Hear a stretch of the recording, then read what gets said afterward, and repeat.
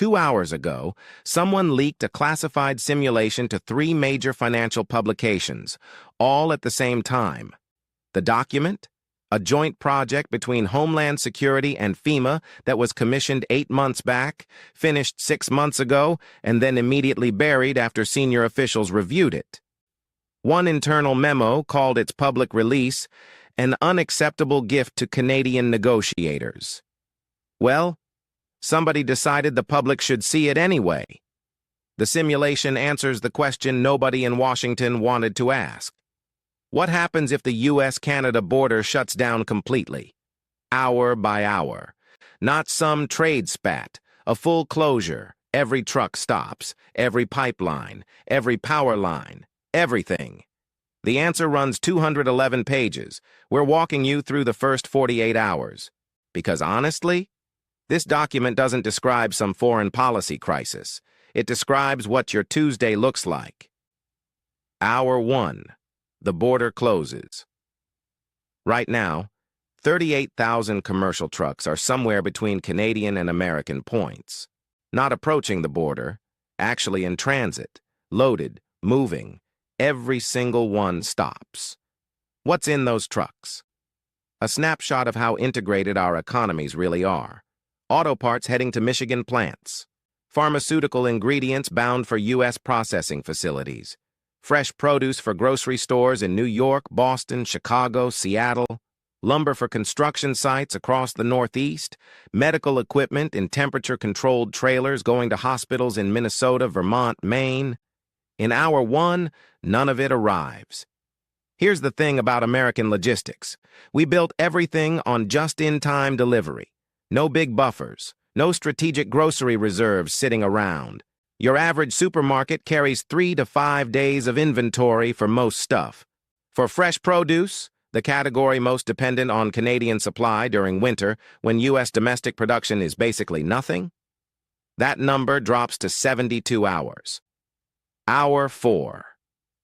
The grid begins to stress. Canada supplies roughly 15% of total American electricity through cross-border transmission lines connecting Quebec, Ontario, and BC to our Northeast, Midwest, and Pacific Northwest. Normally, this supply is invisible. It flows continuously, and our grid treats it like domestic power. At hour 4, those transmission lines go dark. The American grid's eastern interconnection, serving about 2/3 of the continental U.S. population, loses 15% of generation capacity, instantly. Grid operators have protocols for this. They start load shedding, call on reserve generation, contact industrial customers about voluntary curtailment. What they don't have is a replacement for 15% of generation that wasn't supposed to disappear. Our reserve margin, what keeps the grid stable during peak demand, averages 18%. Remove 15% of supply and that margin drops to 3%. One weather event, one industrial surge, one equipment failure away from rolling blackouts across the northeastern United States.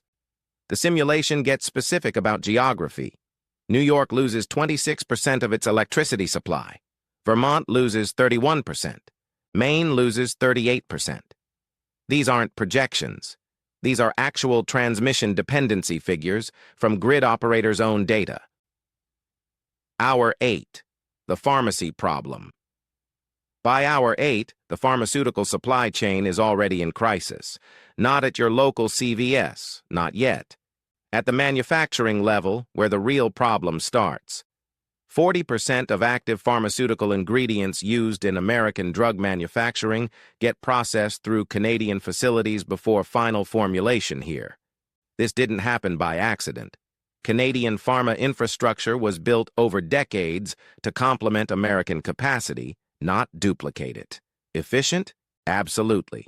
Also, as the simulation notes with bureaucratic precision, a single point of failure across multiple critical drug categories. At hour 8, the processing pipeline empties. Active ingredients in Canadian facilities can't cross. American manufacturers start burning through existing inventory.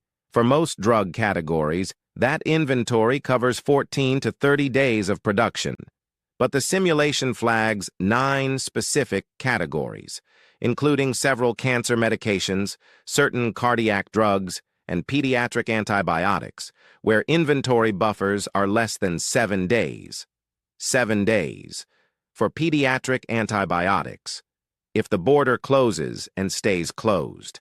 Hour 12, Detroit notices. At the 12-hour mark, the first American auto plant suspends production. Not because it ran out of components, because its logistics system calculated that at current consumption rates, with no resupply possible, it'll run out of a specific Canadian-sourced component in about 18 hours. And stopping a production line in an orderly way before components run out causes less damage than having it stop mid-build. The Windsor-Detroit corridor is the most acute choke point in the entire continental economy. More trade value crosses the Ambassador Bridge every day than any other land border crossing in the world. When that crossing shuts, the American auto industry doesn't slow down gradually. It runs to the end of component inventory and stops. The simulation calculates that under complete closure, 43% of American automotive production capacity halts within 72 hours. By hour 12, the first plant is already executing that shutdown, because their operations team is good at math. Hour 16, the Northeast feels it. First, at 16 hours, the first grocery shortage indicators appear in northeastern cities, not empty shelves yet. But category managers at major supermarket chains are looking at their fresh produce inventory, looking at delivery schedules, and doing the same math auto plant managers did 4 hours earlier. The Northeast is the most Canada-dependent region for winter fresh produce. January through March, a huge chunk of fresh vegetables and fruits in New York, Boston, Philadelphia, and D.C. move through Canadian distribution networks or come from Mexican supply chains that route through Canadian logistics infrastructure. This dependency is invisible to consumers because it works perfectly, until it doesn't. At hour 16, logistics managers know what's coming. Shelves don't show it yet. But the orders that aren't being placed, deliveries that aren't being scheduled, gaps that'll appear in 48 hours, all of that is already locked in by hour 16. Hour 24. The energy sector recalculates. At 24 hours, the American energy sector is managing 3 simultaneous crises it didn't have yesterday. First, the electricity grid is stable but stressed. Grid operators in the Northeast have implemented demand response programs and industrial curtailment agreements. The margin is holding, the way a bridge holds when it's at exactly its rated load. Technically sound, functionally safe, with zero tolerance for additional stress. Second, natural gas supply is showing pressure. Canada supplies 17% of American natural gas consumption in the Northeast and Great Lakes. Storage buffer is being drawn down at what the simulation calls unsustainable beyond 90 days. Third, Gulf Coast refineries are recalculating crude input projections. They were engineered specifically for Canadian heavy crude. Switching to alternative sources takes 6 to 14 weeks to reconfigure. For now, they run on inventory. After that, choices nobody wants to make. Hour 32. The price signal. At 32 hours, the first consumer-visible price movements appear. Gas prices at stations in Michigan, Ohio, and Minnesota tick upward as regional distributors begin pricing in supply uncertainty. The movement is small, a few cents per gallon, but it's visible and triggers the behavioral response that makes supply disruptions self-reinforcing. People see prices rising, buy more than they need, which accelerates the supply depletion that caused the price rise. Fresh produce prices in northeastern supermarkets begin moving. The most Canada-dependent categories, certain leafy greens, fruits that don't store well, begin showing gaps, not empty shelves, reduced selection. The kind of change that makes people reach for their phones. Lumber prices on commodity markets move sharply. Canada supplies roughly 30% of American lumber consumption. Construction projects in early framing stages start getting calls from suppliers about delivery delays. Hour 40. Washington and the governors. At 40 hours, 7 governors have declared states of emergency. Michigan, Ohio, Minnesota, Vermont, Maine, New York, and Washington state. These aren't symbolic declarations. They activate National Guard logistics units, trigger federal emergency supply protocols, and, critically, give governors legal authority to commandeer private transport infrastructure. The governors aren't coordinating with the White House. They're acting because their states are experiencing real supply disruption, and they're elected officials with constituents who are starting to notice.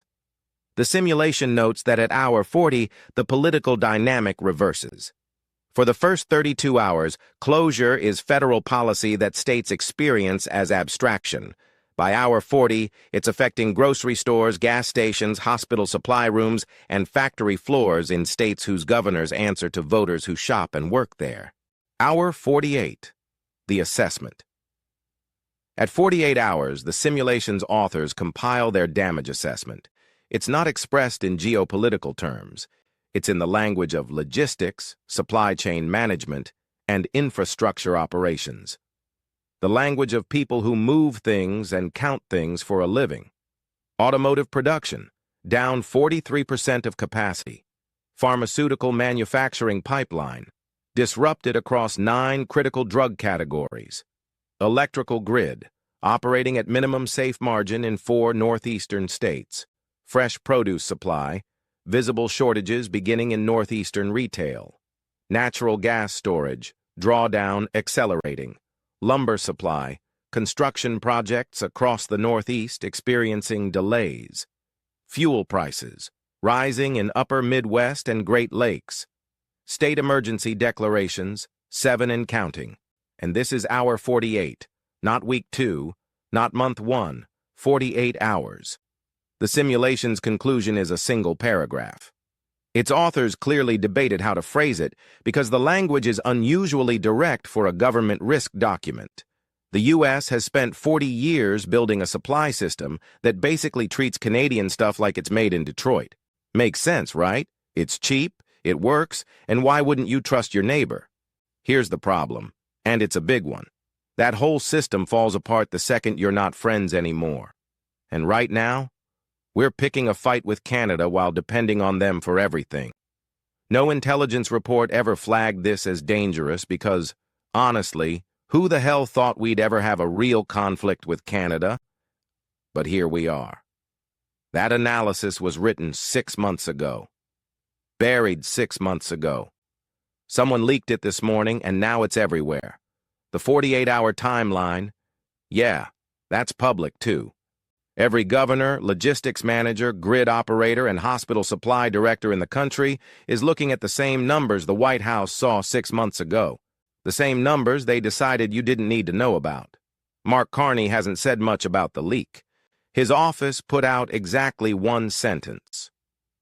Canada hopes the document is useful to the American public's understanding of the relationship, which is probably the most polite way anyone's ever said you're screwed in diplomatic history.